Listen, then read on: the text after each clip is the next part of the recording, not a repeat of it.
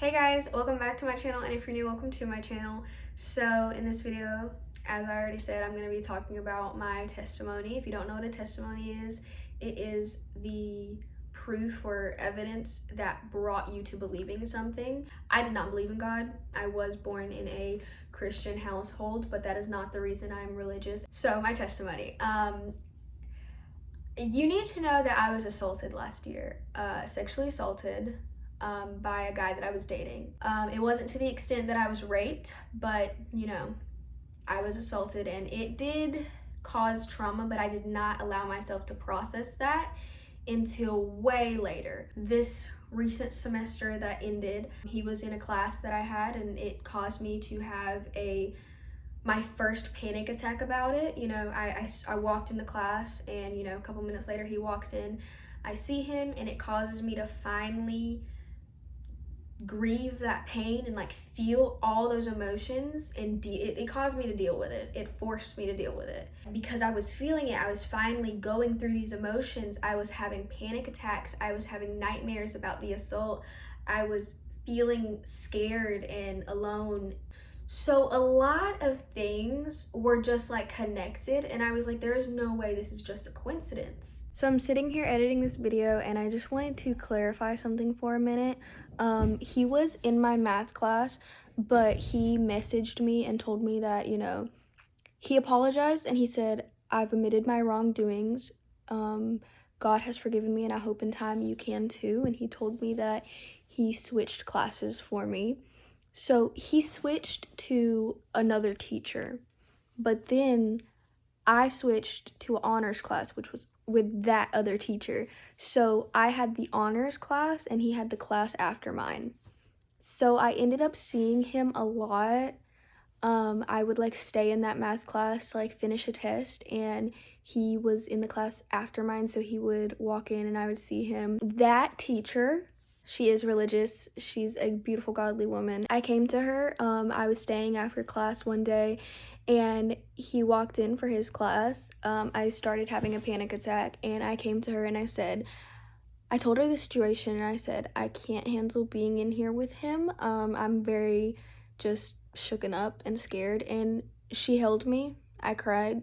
She calmed me down, and she prayed for me, and that was kind of where I was like, in that moment, it was so powerful, and I felt something during that prayer that I did not recognize, and it was just something over me that I didn't recognize, but I definitely felt. So yeah, she prayed for me, and just a lot happened that semester, and it's just there was no way it was a coincidence. Always know everything happens for a reason, and you might not find out until a year later. You might not find out until 5 years later, but just trust God and allow yourself to feel that pain, but talk to God, and he knows your heart, he knows your mind, so just talk to him, and he will help you. So that is kind of, my testimony. And ever since I started reading the Bible, I have no more panic attacks about my sexual assault. So this is a normal page of my Bible. This is a page that I studied. I don't know what came over me, but I just read everything, and I genuinely, my brain just took it all in. God, he rewards you with heaven. But then a lot of people say, oh, why live a perfect life and just so I can die and maybe go to heaven? God doesn't only just reward you when you die. He rewards you while you're here on earth, and he rewards you with prosperity. People think prosperity means material things, but let me read you this. Prosperity doesn't necessarily mean wealth or other material possessions. Rather than true prosperity means living life as God created it to be lived in his presence. In this little time that I've committed myself to God, he has already blessed me with his presence and been there for me. He's already rewarded me. So don't think, if you're a Christian, I gotta live this perfect life and then I die just to see if maybe I'll go to heaven. No, he rewards you while you're here on earth. We're gonna get to my favorite verse. It is Genesis 4, verse 7. You will be accepted if you do what is right, but if you refuse to do what is right, then watch out. Sin is crouching at the door, eager to control you, but you must subdue it and be its master. I'm going to break that down for you guys. Basically, the part that is my favorite is sin is crouching at the door, eager to control you, but you must subdue it and be its master. That's my favorite verse. I'm going to use an example that just happened recently. A girl posted something very rude about me and hateful. I'm not friends with this girl on social media, so I didn't see it, but someone showed it to me. When I saw it, I was filled with anger. I was mad.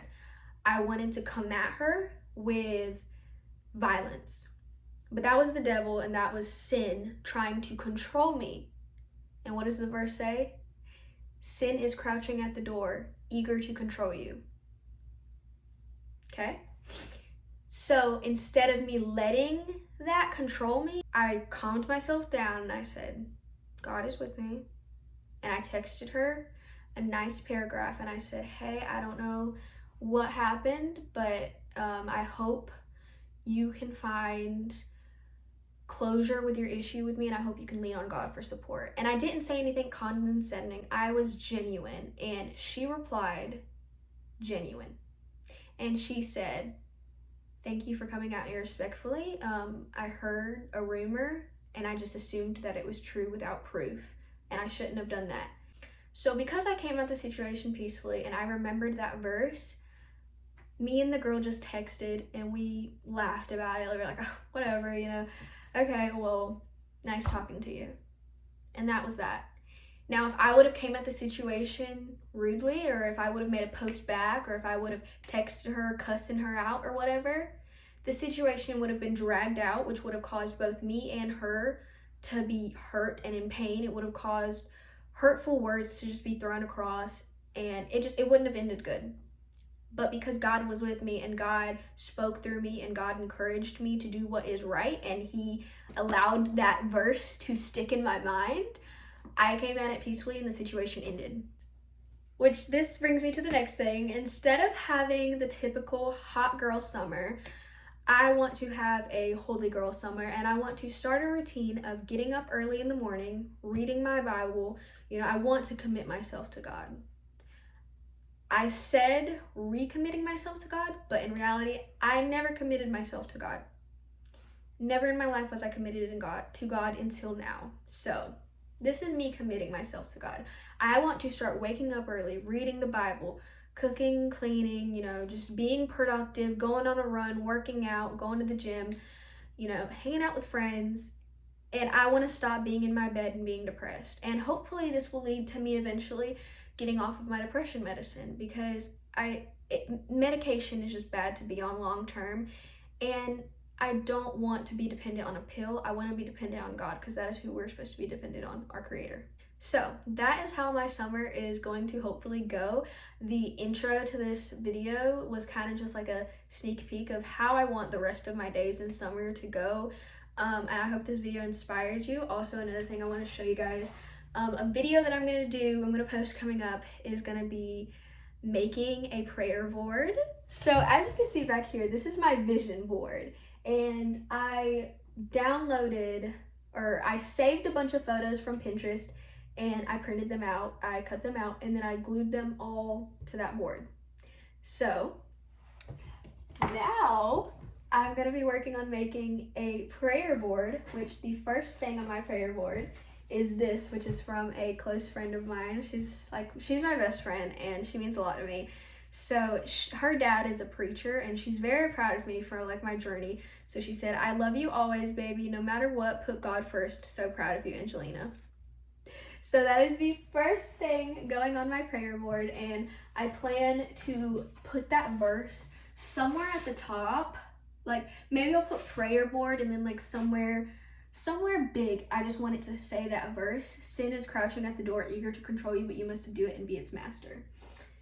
So yeah, in an upcoming video, that is what we're going to be doing. So I've been going to church with Helena, which is the friend that wrote that card. I've been going to church with her because her dad's a preacher, and I go to church with Aubrey. My family currently, we don't go to a church, but we're planning on getting back into the church. But with my friend Aubrey, I went to her church and the preacher said, we were in prayer and the preacher said, raise your hand if you wish to be recommitted to God, or if you want to be saved, and just like if you're starting your journey, raise your hand. We were in prayer, right? So here I am sitting here in prayer, so embarrassed. I'm like, I'm not gonna raise my hand. Like, yeah, I'm recommitting myself to God, but I don't have to raise my hand. That's embarrassing. Like, I don't want anyone to see me. And the preacher says, and it's crazy because I was literally thinking, I don't want anyone to see me raise my hand. I'm not gonna raise my hand. Next thing you know, the preacher says, don't be afraid. Only me and God can see you. No one is watching but me and God. So something just came over me. This was the first time that I recognized God's presence. Before, I had felt it, but I didn't know what it was. I didn't accept what it was. But this was when I genuinely was like, this is God. And I raised my hand and I instantly started crying. It was just a powerful, powerful moment. And the preacher said, I see you. That is where God,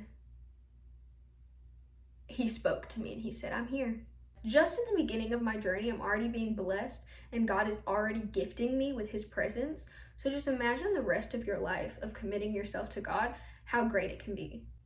And on top of that, you get rewarded with heaven. So I encourage you to start your journey. Thank you guys for watching the full video. Whether you are or aren't Christian, I really hope that this encouraged you to just get up, be productive, and maybe read the Bible. But if you haven't already, please like this video and subscribe so I can see you in the next one.